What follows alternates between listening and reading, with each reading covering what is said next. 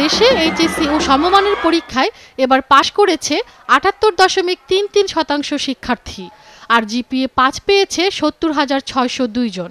ভালো ফলাফলের পর এবার শুরু হতে যাচ্ছে ভালো কোথাও ভর্তির জন্য যুদ্ধ। বৃহস্পতিবার থেকে শুরু হলো ঢাকা বিশ্ববিদ্যালয়ে ২০১৪-১৫ শিক্ষাবর্ষে প্রথম বর্ষের ভর্তির আবেদন নেওয়ার প্রক্রিয়া। চলবে ৩১ আগস্ট দুপুর ২টা পর্যন্ত।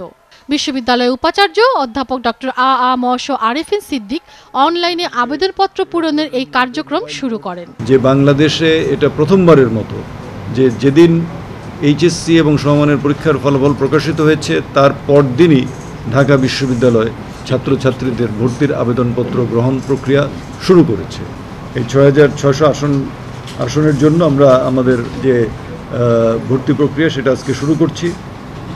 আজকে থেকে ৩১ আগস্ট পর্যন্ত আমরা আবেদনপত্র জমা নেব। চতুর্থ বিষয় বাদে এসএসসি ও এইচএসসি পরীক্ষায় জিপিএ যোগফল ক ইউনিটের জন্য দরকার হবে ন্যূনতম ৮, খ ইউনিটে ৭ এবং গ ইউনিটে দরকার হবে ৭.৫। আর www.du.ac.bd এই ওয়েবসাইটে পাওয়া যাবে ভর্তি সম্পর্কিত যাবতীয় তথ্য।